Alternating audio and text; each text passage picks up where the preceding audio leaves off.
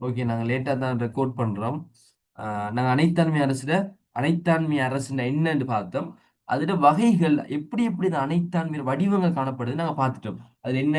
மன்னராட்சி வடிவத்தில் இருக்கும், ஏகாதிபத்தியவாத வடிவத்தில் இருக்கும், கொம்யூனிச ஆட்சி வடிவத்தில் இருக்கும், சர்வாதிகார முறையில் இருக்கும், இராணுவ ஆட்சி முறையில் இருக்கும். அது என்னன்னு விளக்கமா பார்த்தோம். ஆனால் நாங்கள் என்ன செய்ய போறோம்? அதை ஏற்கனவே சொன்னதால நாங்கள் இப்ப அனைத்தாண்மை அரசுல பண்புகளுக்கு போவோம். அனைத்தாண்மை அரசு பண்புகளை பொறுத்த வரைக்கும் நல்லா ஞாபகம் வச்சுக்கொள்ளுங்க. நீங்க பாசிசவாதத்துல படிச்ச பண்புகள் எழுதினா சரி. இன்னும் சில பண்புகள் நான் சொல்றேன் கேளுங்க. முதலாவது பண்பு, தனியார் உரிமை கவனத்தில் எடுக்கப்படாது. அனைத்தாண்மை அரசுல ஒரு தனியார் உரிமை கவனத்தில் எடுக்கப்படாது. ஒரு ஆள் வந்து சொல்றாரு, ஆஹ் உதாரணமா சொல்ல போனா என்ன சொல்லுவாங்க அப்படின்னா, உமர் அலியோட காலத்துல, உமர் அலி அல்லாஹ்வுடைய காலத்துல, இது நல்லா ஞாபகம் வச்சுக்கொள்ளுங்க. ஒரு பெரிய சபை ஒன்று இருக்குது. அந்த சபையில உமர் ரலியல்லாஹு அன்ஹு ஒரு சட்டம் போடுறாங்க. பெண்களே நீங்க வந்து ஆண்கள்ட்ட அதிகமாக உங்களோட திருமணத்துக்கு மகருக்கு பணம் கேட்காதீங்கன்னு சொல்றாங்க. உங்களுக்கு தெரியும், இஸ்லாமிய நடைமுறை பொறுத்த வரைக்கும் திருமணம் முடிக்கணும் அப்படின்னா பெண் தான் அந்த இடத்துல ஒரு உயர்ந்த இடத்துல இருப்பாங்க. அதாவது பெண்ணுக்கு தான் மதிப்பு கூட. பெண் தான் தீர்மானிக்கணும், எனக்கு வார கணவன் நான் இந்த திருமணம் முடிக்கணும்டா இவ்வளவு எனக்கு பணம் தரணும், இவ்வளவு எனக்கு பணம் தரணும், இது அவன் தான் தீர்மானிக்கணும். இப்ப நான் ஒரு ஆண் வந்து ஒரு பெண்ணை திருமணம் முடிக்க போறாரு. அப்ப இந்த இது குர்ஆன்ல சொல்ல சட்டம். அப்ப பெண்கிட்ட கேட்பாரு, நாங்க ஒரு திருமணம் முடிக்க ஆசை அப்படின்னு. அப்ப பெண் தீர்மானிப்பா, எனக்கு 1 கோடி நீங்க தரணும். ஏண்டா அவள் தான் இவர் வீட்டை போய் வாழ போறாள். அது மட்டும் இல்லாம இவள் அங்க போயிட்டாரு, இவர் இடையில விட்டுட்டு போனா அப்ப நிறைய விஷயங்கள் இருக்குது. எனவே இவர் தீர்மானிப்பா, எனக்கு இத்தனை 1 கோடி ரூபாய் வேணும் அப்படின்னு. அப்ப அவர் அதை கொடுத்துட்டு தான் இந்த பெண்ணை அவர் திருமணம் முடிக்கணும். இப்ப இந்த இடத்துல ஃபுல் ரைட்ஸ், உரிமை தீர்மானம் எடுக்கிறது எல்லாம் பெண்களுக்கு தான் திருமணத்துல இருக்குது. இப்ப இது குர்ஆன்ல சொல்லப்படுது என்னன்னா, அவங்க ஒரு பொற்குவியலை கேட்டாலும் நீங்க கொடுக்கத்தான் வேணும். இதான் இஸ்லாமிய சட்டம். அப்ப இப்படி இருந்த உடனே உமர் அலி அல்லாஹ்னு என்ற ஒரு கம்ப்ளைண்ட் ஒன்று வருது. உமர் அலிங்கிறவரு ஒரு பெரிய ஆட்சியாளர், சரியா? அவர் ஒரு மன்னர் மாதிரி தான் இருந்தார், ஆனா நல்ல மன்னர், நல்ல ஒரு ஆட்சியாளர். இப்ப இவர்கிட்ட கம்ப்ளைண்ட் வருது, பெண்கள் அதிகமா பணம் கேட்கிறாங்க, எங்களுக்கு வசதி இல்லாம இருக்குது அப்படின்ட்டு இவங்க கம்ப்ளைண்ட் ஒன்று வருது. அப்ப இவர் சொல்றாரு எல்லாருக்கும் வச்சு, நீங்க கொஞ்சம் பணத்தை குறைவா கேளுங்க, பணத்தை கொஞ்சம் குறைவா கேளுங்க, கூட கேட்காதீங்கன்னு சொல்றாரு. அப்போ ஒரு பெண் எழும்புறாங்க. எழும்பி, நீங்க மன்னரே, அமீருல் முஃமினீனே, இறைவன் சொன்ன சட்டத்துல நீங்க எப்படி மாற்றம் செய்வீங்க அப்படின்னு கேக்குறாங்க. கேட்ட உடனே இவர் சொல்றாரு, ஆஹ் சரி சரி நான் அப்படி மாற்றல அப்படின்னு சொல்லி ஒரு ஒரு ஒரு மக்கள், ஒரு மக்கள்ல சாதாரண ஒரு குடிமகன் எழும்பி சொன்ன கருத்தை டக்குன்னு ஏற்றுக்கொள்றாங்க. உடனே ஏற்றுக்கொண்டு அதை விட்டு வாபஸ் வாங்குறாங்க. அப்ப தனியார் உரிமை கவனத்தில் எடுக்கிறாங்க, சரியா? ஆனா அனைத்தாண்மைவாத நாடுகள்ல பெரும்பாலும் என்ன செய்வாங்க, ஒரு நல்ல ஆட்சி, இப்படி நல்ல மன்னர்கள் இருந்தா ஓகே. அதே ஒரு கெட்ட மன்னர் இருந்தா என்ன சொல்லுவாரு? சரி, அங்களை காவலாளிட்ட கொஞ்சம் அப்படி கண்ணை காட்டுவாரு, சரியா? சிரிச்சிட்டு பிறகு அவங்களை கண்ணை காட்டுவாரு, மர சரி.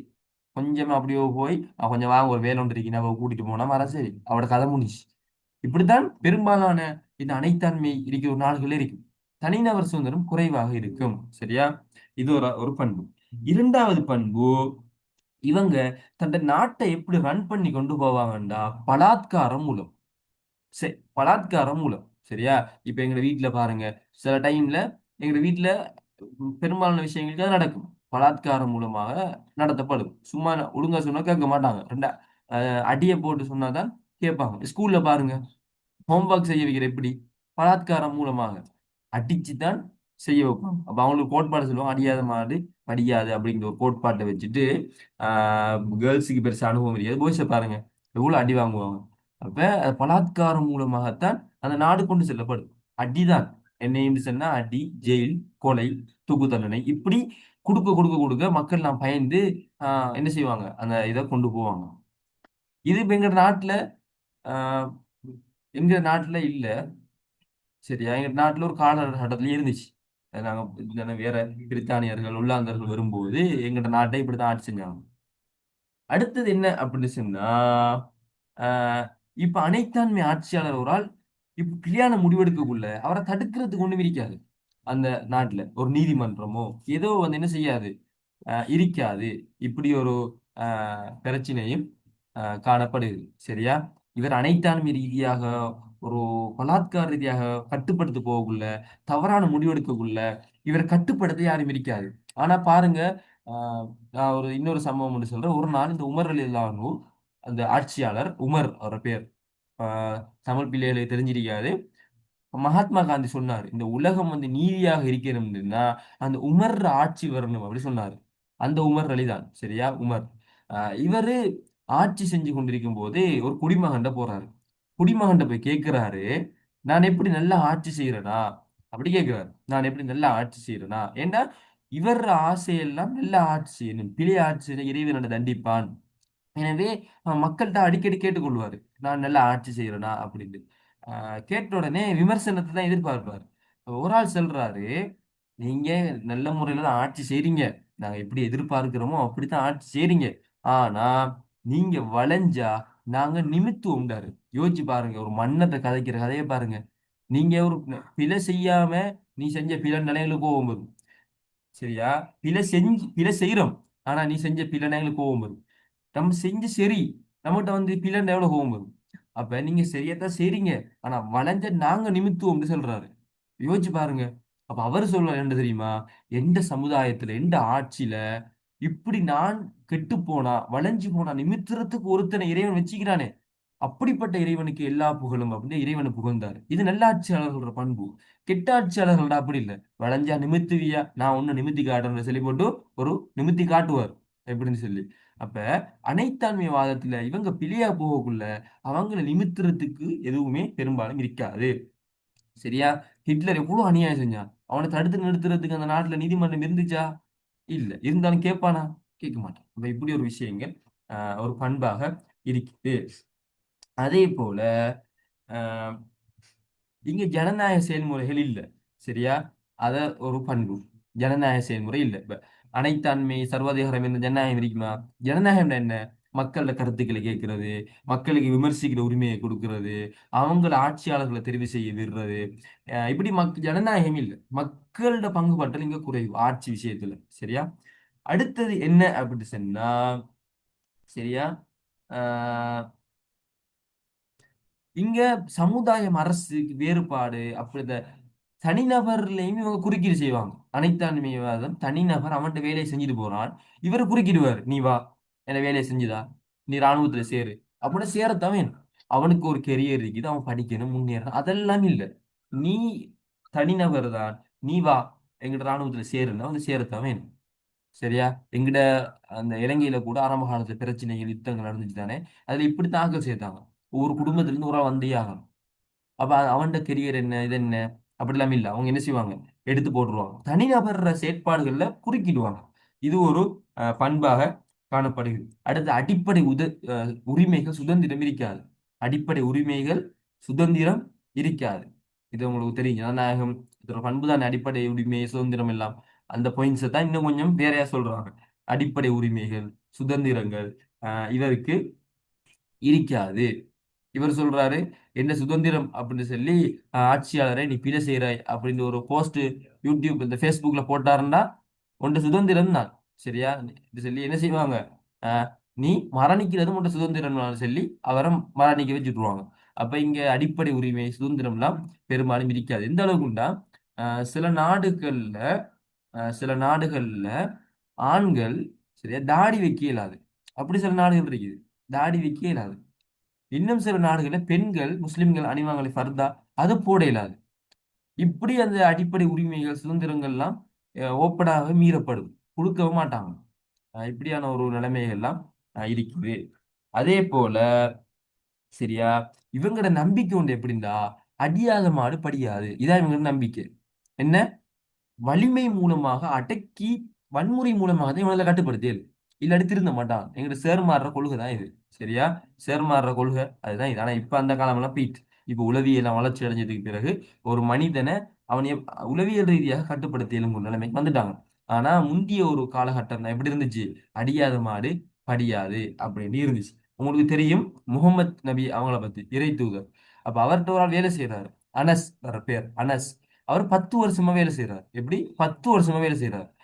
அப்ப இறை தூதர் மரணிச்சதுக்கு பிறகு இவர் சொல்றாரு, நான் இந்த முகமது நபி இறை தூதர்கிட்ட 10 வருஷமா வேலை செஞ்சேன். நான் ஒரு காரியத்தை செஞ்சா இதே இப்படி செஞ்சாய் அப்படின்னு கேட்டது இல்ல. நான் ஒரு காரியத்தை செய்யாட்டி, அவர் சொன்ன ஒரு காரியத்தை செய்யாட்டி இது ஏன் செய்யல நீங்க அப்படின்னு கேட்டது இல்ல. யோசிச்சு பாருங்க. அப்ப அந்த சிறுவனை 10 வருஷத்துக்கு ஒரு நல்ல ஒரு பெஸ்டாக பயிற்றுவிச்சாங்க. அப்ப அவர் அந்த அனஸ்ங்கிறவர் அந்த உலகத்திலேயே டொப்பான ஒரு அறிவாளியாகவும் நல்ல ஒரு ஒழுக்க நடத்தி உலக மாறினாரு.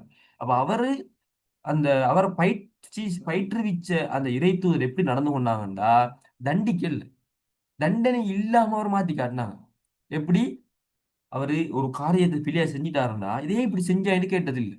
ஒரு காரியத்தை அவர் சொல்லி அதை செய்யாட்டி இதே செய்யலன்னு கேட்டது இல்ல. அவ எப்படி அவர் அந்த பயிற்றுவிச்சுக்காரு பாருங்க. ஆனா அனைத்தாருமே அரசுல இது இருக்காது. அவங்களோட நம்பிக்கை அடிச்சு கட்டுப்படுத்தி ஃபுல் கண்ட்ரோல் பண்ணி தான் இவங்களை கட்டுப்படுத்தணும்னு சொல்றாங்க. ஆனா இதுல ஒரு விஷயம் இருக்கு எப்படின்னா, சில விஷயங்களுக்கு அப்படி வழி என்ன கட்டுப்படுத்தணும். சில விஷயங்கள் இறை தூதர் இருந்தாங்க. சில விஷயங்கள் யாராவது களவெடுத்துட்டு வந்தா அவங்க என்ன சொன்னாங்க? ஒரு நாள் என்ன நடந்துச்சுன்னா ஒரு சம்பவம் உண்டு. ஒரு பெண், ஒரு உயர்ந்த குலத்து பெண் திருடிட்டாங்க. உயர்ந்த குலத்து பெண் திருடிட்டாங்க. அப்ப வழக்கு வருது. இஸ்லாமிய அரசுப்படி என்ன செய்யணும்? அந்த பெண்ணை கையை வெட்டணும். அப்ப அந்த உயர்ந்த குலமே மானம் போயிடும். அடுத்தது அவங்களோட நிறைய பணம் இருக்கும். அப்ப அவங்க எல்லாருமே எப்படியாவது இறை தூதர்கிட்ட என்ன செய்யணும்? இந்த சட்டத்தை இல்லாம ஆக்கிடணும். இவ காப்பாத்திடணும் அப்படி ஒரு முடிவெடுக்கிறாங்க. அப்ப யார் அவருக்கு நெருக்கமான ஆள்னு தேடும்போது ஒசாமா அப்படின்ற ஒரு சஹாபி இருக்கிறார். ஒரு தோழர் இருக்கிறார். அப்ப அவரை கூப்பிட்டு இப்படிதான் கொஞ்சம் பேசுங்களேன். கையை கொஞ்சம் வெட்ட வேணான்னு சொல்லுங்களேன் அப்படின்னு சொல்றாங்க. அப்ப இவரும் போய் இறை தூதரை பேசுறாரு. கொஞ்சம் கையை வெட்டாம இருக்கிறதா அப்படின்னு பேசின உடனே இறை தூதர் கோவப்படுறாங்க. கோவப்பட்டு சொல்றாங்க, நீதி வந்து நீதிதான். அதாவது என்ன சொல்றாங்கன்னா, எந்த மகள் ஃபாத்திமா திருடினாலும் நான் கையை வெட்டுவேன். நீதின்னு சொன்னா எல்லாருக்கும் ஒரே நீதி. பணக்காரன், உயர்ந்த குலம், ஏழை அப்படி இல்லை. சொல்லிட்டு சொல்றாங்க, உங்களுக்கு முன்னால் உள்ள சமூகம் அழிஞ்சு போனதெல்லாம் அவங்களோட பெரிய பணக்காராக்கள் தப்பு செஞ்சா விட்டுருவாங்க. ஏழைகள் தப்பு செஞ்சா மட்டும் தண்டிச்சிருவாங்க. இப்படி சொன்னாங்க. எனவே இப்படி ஒரு ஆஹ் நீதியான ஒரு ஆட்சி சில விஷயங்கள்ல கண்டிப்பு இருக்கத்தான் வேணும். வலிமை இருக்கத்தான் வேணும். சரியா? எனவேதான் இந்த ஆனா அனைத்தான்மைவாத இந்த ஆட்சிகள் பெரும்பாலான பண்பு ஃபுல்லா வலிமை கண்டிப்பு தான். சில விஷயங்கள்ல இப்ப இறை தூதர் அந்த அனஸ்ங்கிற ஒரு சிறுவனோட எவ்வளவு அழகா நடந்துக்கிறாங்க, கண்டிக்காம நடந்துக்கிறாங்க.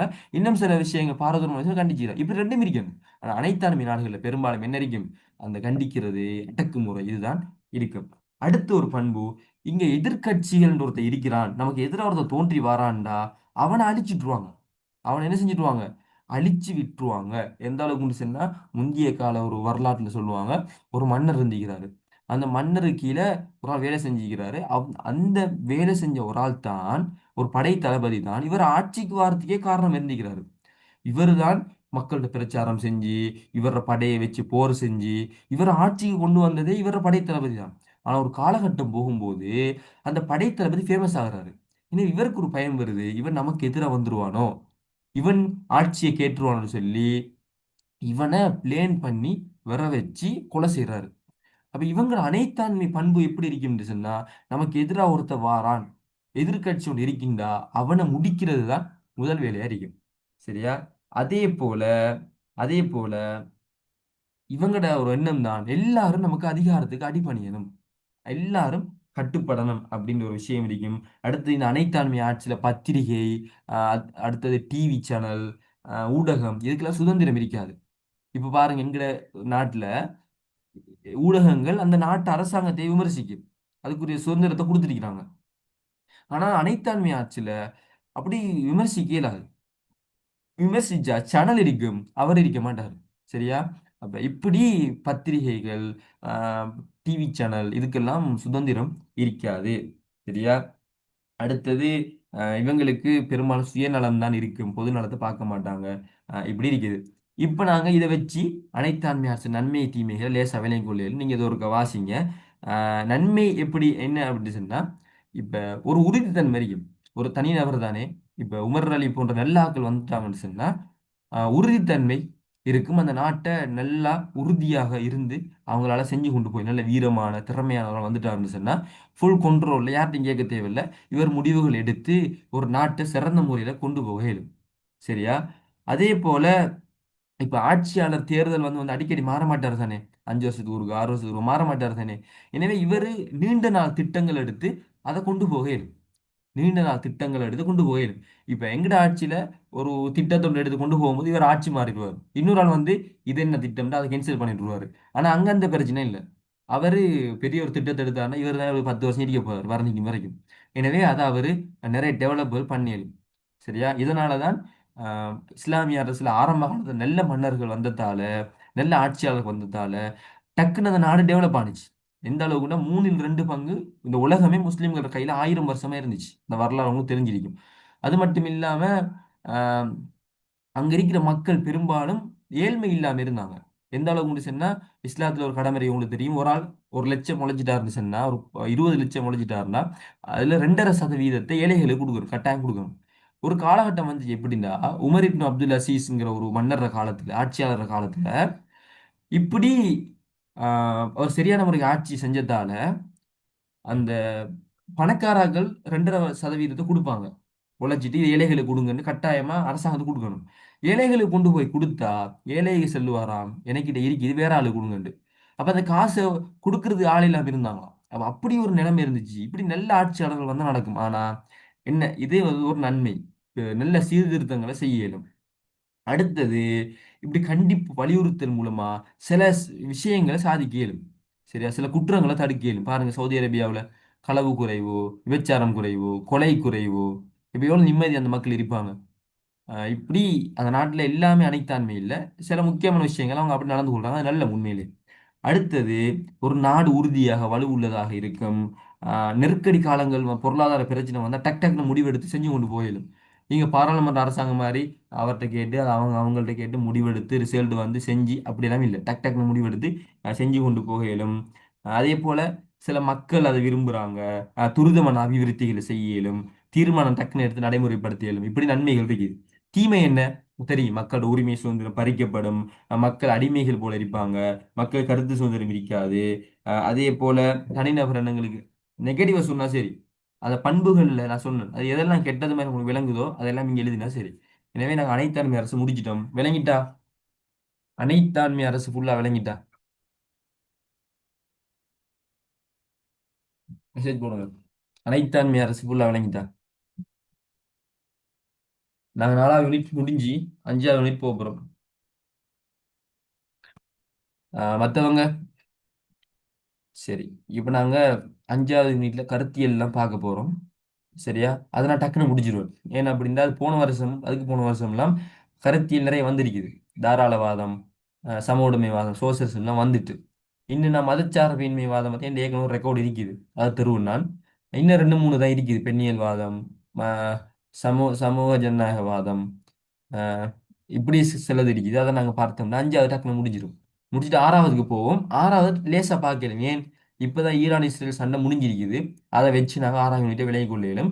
அப்புறம் நாங்கள் என்னதுக்கு போவோம்? முக்கியமான இன்ட்ரெஸ்டான ஒரு விஷயத்துக்கு போவோம். இலங்கை அரசியல், யாப்புக்கள் அதெல்லாம் படிப்போம். நல்ல இன்ட்ரெஸ்ட் ஆகியும் அதுக்கு போவோம். கிளாஸுக்கு தொடர்ந்து வாங்க. சரி நாங்கள் முடிச்சுக்கொள்வோம். சரியா?